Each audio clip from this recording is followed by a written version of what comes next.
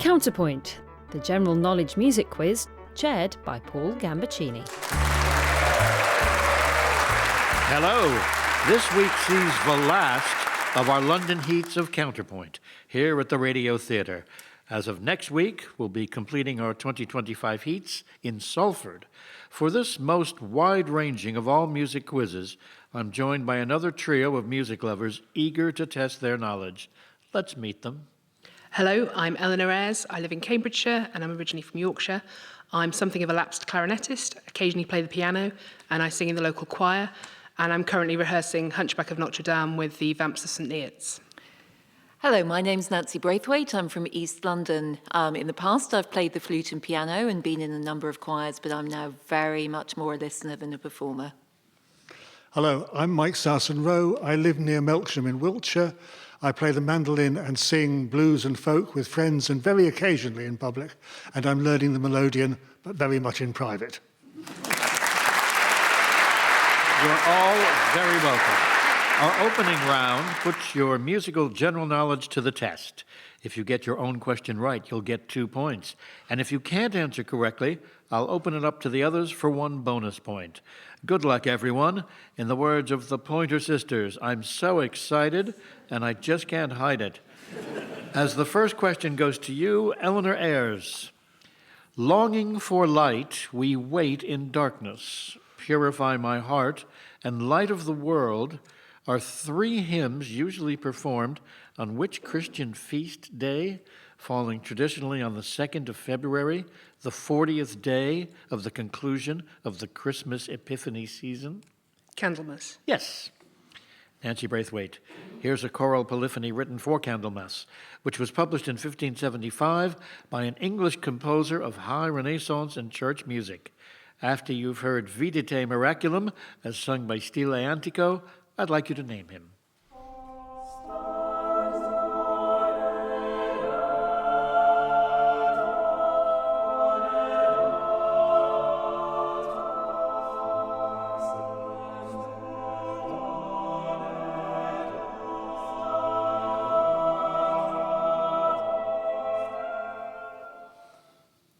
Thomas Tallis? That's right.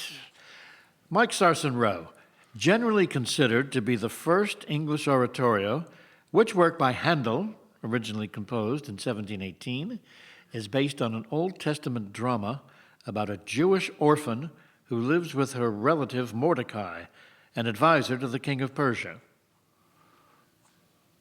Rebecca? No. Anyone else? And Eleanor says? Esther. Yes. Here's your own question, Eleanor. From Persia, we move to a desolate seashore in ancient Ceylon with the ruins of a Hindu temple in the background. Here's the opening of an opera in 3 acts by Georges Bizet to a libretto by Eugène Cormon and Michael Carré, which I'd like you to identify.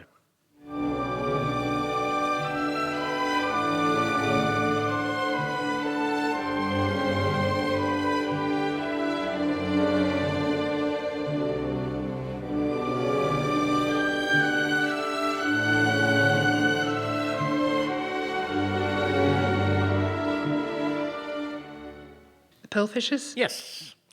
Nancy Braithwaite, Stories from the City, Stories from the Sea, and Let England Shake are 2 21st century Mercury Prize-winning albums for which British singer-songwriter?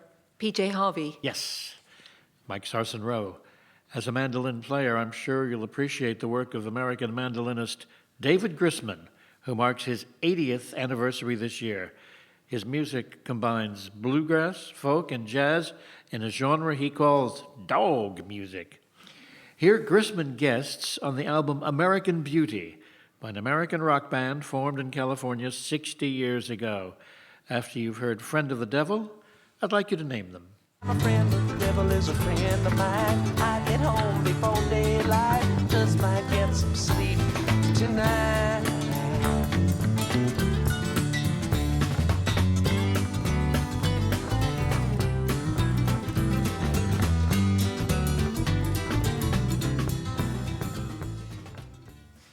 Grateful Dead? It is the Grateful Dead. Eleanor Ayres, the ghosts of the dead were at work in 2024. when Charles Court Opera toured Gilbert and Sullivan's third collaboration, The Sorcerer, around UK theaters.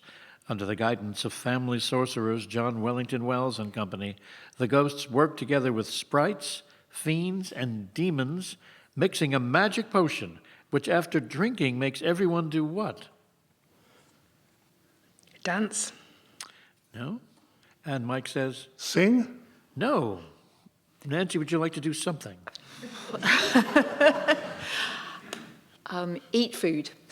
No, it makes you fall in love with the first person they see. Nancy Braithwaite, more ghostly goings-on now in a mysterious Scottish village that appears for only one day every 100 years. Brigadoon, the 1940s Broadway musical, was adapted into a film in 1954, starring Gene Kelly and Sid Charisse. After we've heard Kelly perform Almost Like Being in Love, I'd like you to name the composer and lyricist.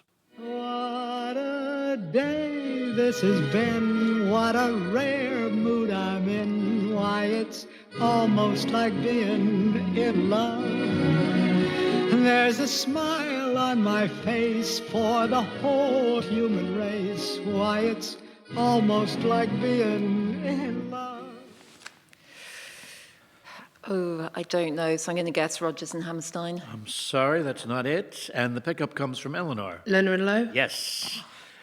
Mike Sarson-Rowe, an opera by Scottish composer Thea Musgrave, is being revived in February 2025 by English National Opera, with roles including the Earl of Moray, Lord Darnley, and David Riccio. The production depicts the life of which 16th century figure? Mary Queen of Scots? Yes. Eleanor Ayres, time to test your choir knowledge with a song written in 2012 by Gary Barlow and Andrew Lloyd Webber. After you've heard Sing, performed by artists and choirs assembled by Barlow from across the Commonwealth, I'd like you to tell me for which event the track was recorded.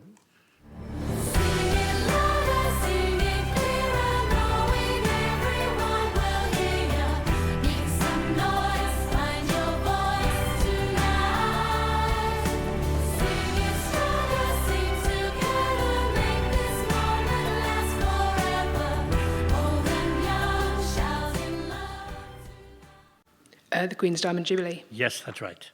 Nancy Braithwaite. That song was performed at a special music concert and Jubilee celebration held outside Buckingham Palace in June 2012. Other artists on the bill included Elton John, Paul McCartney, and Dame Shirley Bassey, performing one of her Bond themes appropriate for the occasion. Which one? Diamonds Are Forever. Yes. And finally, Mike Sarson-Rowe. We end this round celebrating a saxophone player and composer awarded the OBE in the King's New Year's Honors List 2025 for services to music. Here's one of his most popular works, used as the theme to the long-running British crime drama television series, Silent Witness. After you've heard Silentium, I'd simply like you to tell me his name.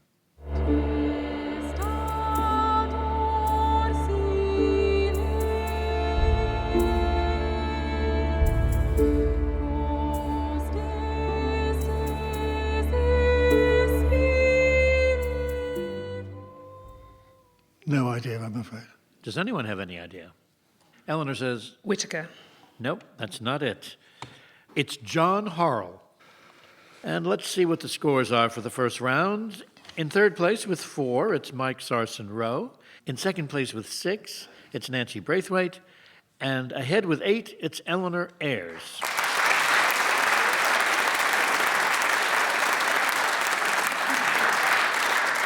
Now for our special subject round, in which our competitors have to choose their own topics on which to answer individual questions. I'm going to offer them 5 categories to pick from. They'll select in the order of their scores so far. This is the first time they've heard this list. They've had no chance to prepare, so they'll need luck as well as judgment in their choices. Here are today's categories. The Adventures of Trevor Horn, 40 Years of Les Miserables, Mozart's musical dramas, Pop In for Breakfast, Tim Rice and his amazing Technicolor collaborations. Eleanor Ayres, you're in the lead at the moment. What would you like? 40 Years of Les Miserables. And for you, Nancy Braithwaite? I'm going to go for Pop In for Breakfast, please. And that leaves 3 for Mike: The Adventures of Trevor Horn, Mozart's musical dramas, Tim Rice and his amazing Technicolor collaborations. Mozart, please. Let us start with Mike and Mozart's musical dramas. Adapted into a 1984 film starring Tom Holtz, what's the title of the Peter Shaffer drama which gives a fictional account of the life of Mozart? Amadeus. Yes. Here's a scene from one of Mozart's most sophisticated operas, with 8 characters appearing on stage for over 900 bars, about 20 minutes, of continuous music. Once you've heard a few seconds of this extraordinary finale, I simply need the name of the work.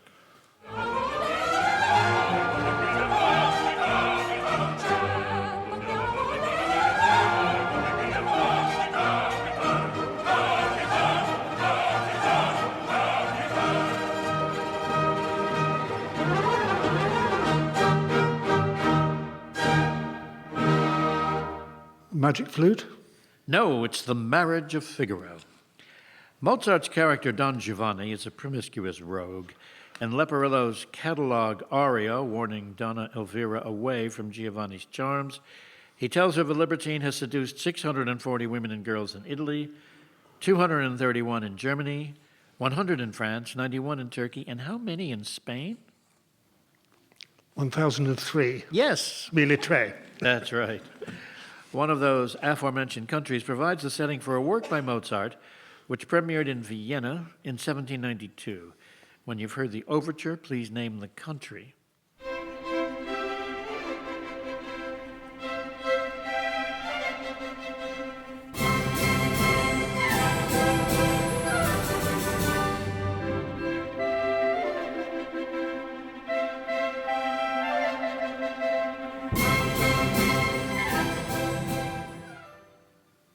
No.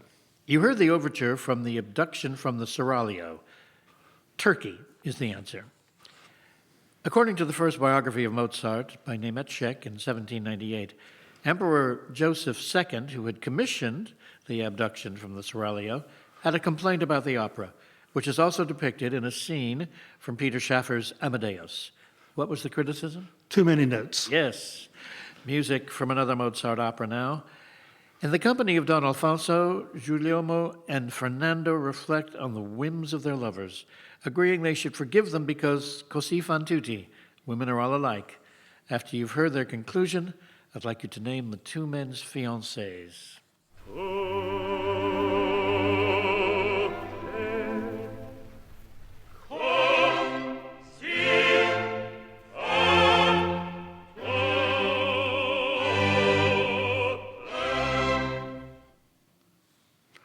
Dorabella and Fiordiligi. Yes. Mozart's final musical drama was The Magic Flute, a setting of a libretto by Emanuel Schikaneder, who himself played which part in the premiere performance? No, it's gone.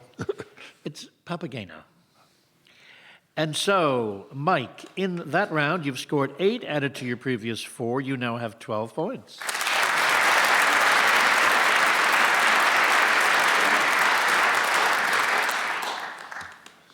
And now, Nancy, here are your questions. Pop in for breakfast. In a skit first broadcast in 1976, which British comedy duo perform a legendary making breakfast routine to the David Rose tune The Stripper? Morecambe and Wise. Yes. Here's a 60s American folk rock band enjoying a fruity breakfast. Can you identify them? Blueberries for breakfast, and love in the afternoon. Butterflies in my trousers under the August moon. Blueberries for breakfast, and love in the afternoon. Right, no, I can't, I'm afraid. Sorry. It's the Mamas and the Papas.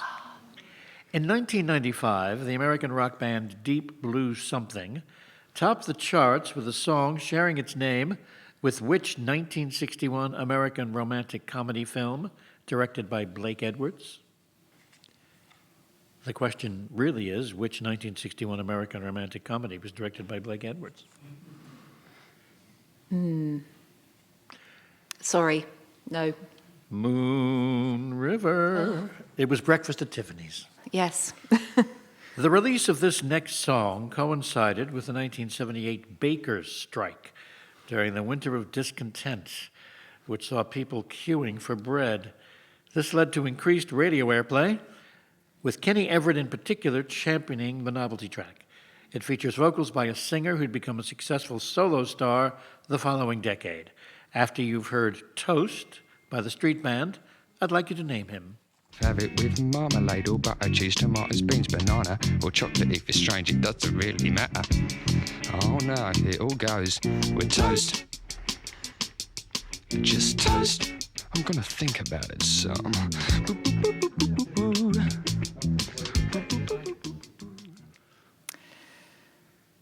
Struggling again. Ian Dury? It's Paul Young. Paul Young. In the lyrics to Supertramp's hit song, Breakfast in America, what specific food is requested of Mummy Dear? Nope. Kippers. Kippers. Here's some snap, crackle, and pop from a Scottish band whose name is that of something you often find on a breakfast table. After you've heard their 1982 album track, Breakfast Time, I'd like you to name them.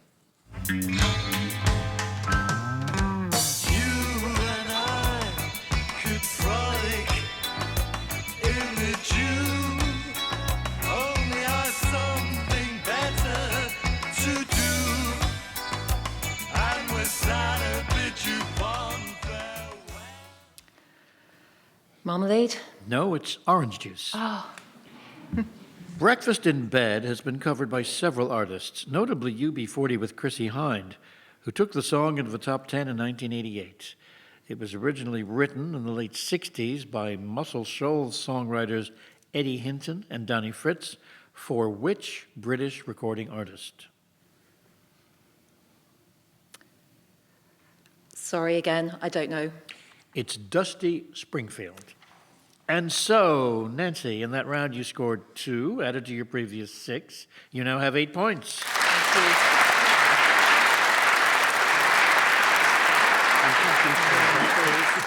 And now, Eleanor, let's celebrate 40 years of Les Miserables. Premiering at the Barbican Theatre in 1985, the musical Les Miserables is based on the 1862 novel of the same name by which French writer? Victor Hugo. Yes. Let's hear some music now from Les Miserables with a song by the show's protagonist, Jean Valjean. Here, Bring Him Home is performed by the Irish actor for whom the song was specifically written, as he originated the role of Valjean in the West End production. After we've listened, can you tell me his name? He's young,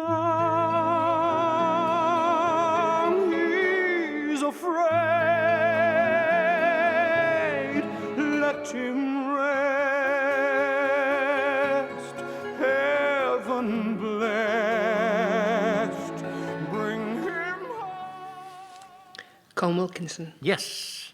Bring Him Home did not appear in the French version of the show, but was written after Claude Michel Schoenberg heard Wilkinson practicing in a striking falsetto during rehearsals for the original West End production.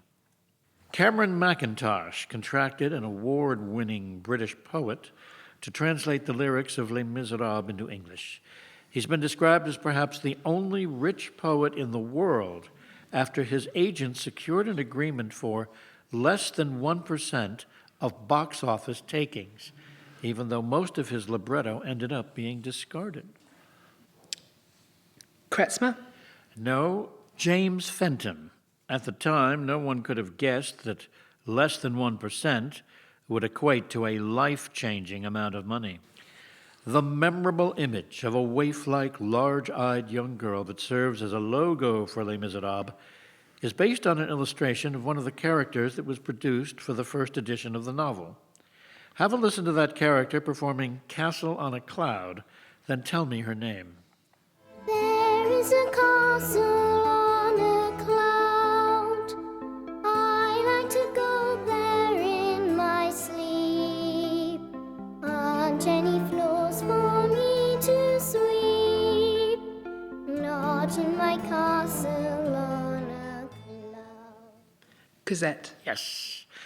The story of Les Mis opens with Jean Valjean, a prisoner on a chain gang, to which we learn he's been sentenced for 19 years for stealing a loaf of bread to feed his family.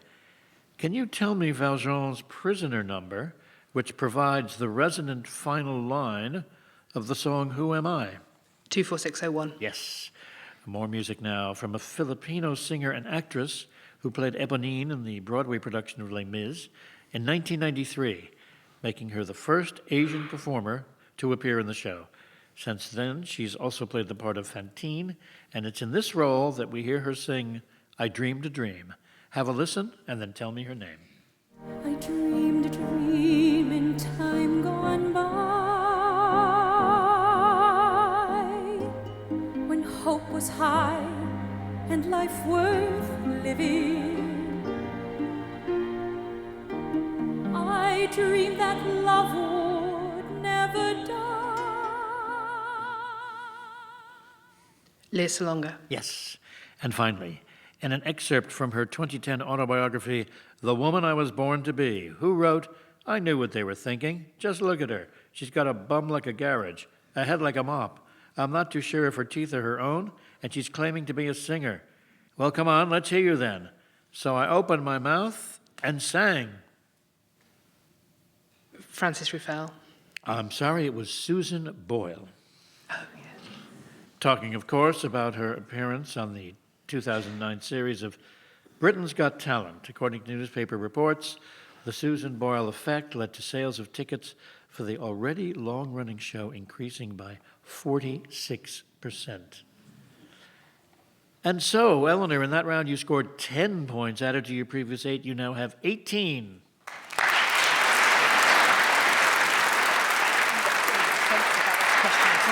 After the individual round, here's how things stand. Lying third with 8 points, Nancy Braithwaite. In second place with 12 points, Mike Sarson-Rowe. And our leader with just one round to go with 18 points, Eleanor Ayres.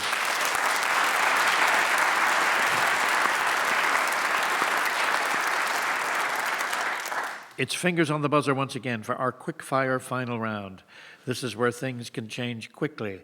A correct answer wins you 1 point, but you lose a point if you buzz in and fail to answer correctly. There are no bonuses. So, fingers poised. Here we go. Which ABBA song begins with the words, I must have left my house at 8? Mike. The Day Before You Came. Yes. In hit song titles, which word follows American, Japanese, and bachelor? Mike. Boy. Yes. Consisting of 5 movements, which choral composition by Beethoven was first performed in April 1824 in St. Petersburg, Russia? Missa Solemnis. Whitney Houston had the monster hit, but which country star wrote the song? Eleanor. Dolly Parton. Yes. The front cover of which album shows a photograph of Bruce Springsteen's Behind against, and Eleanor says... Born in the USA? Yes.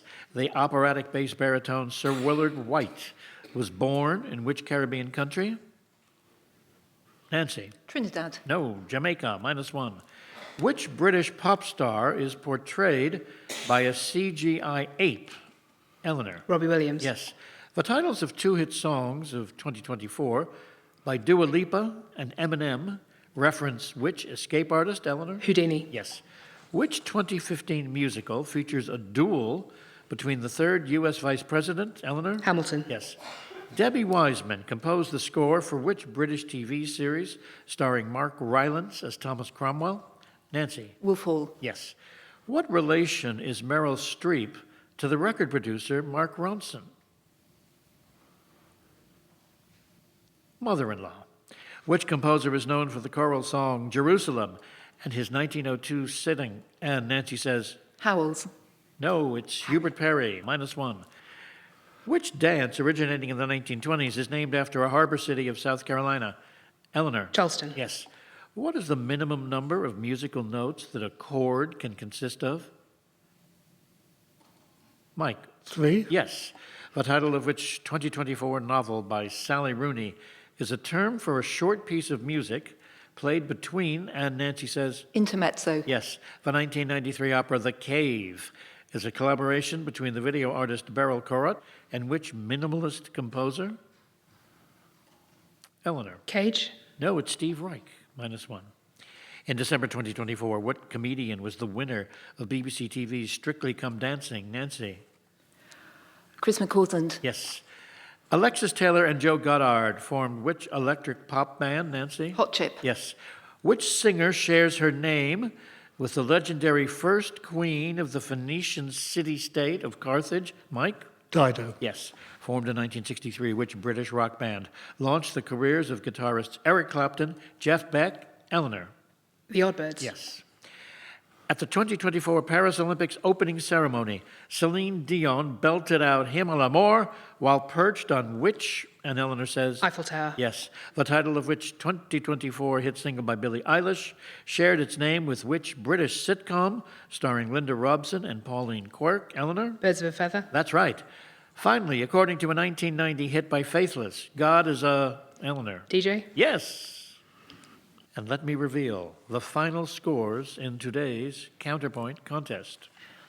Third with 10 points is Nancy Braithwaite. Runner-up with 16 points is Mike Sarson-Rowe. And our winner with 27 points, Eleanor Ayres.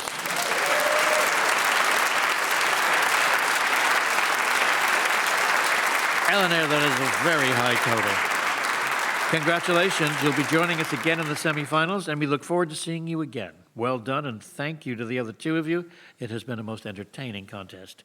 We'll be at Media City in Salford next time with 3 more music lovers playing Counterpoint. I hope you'll be listening. Until then, goodbye.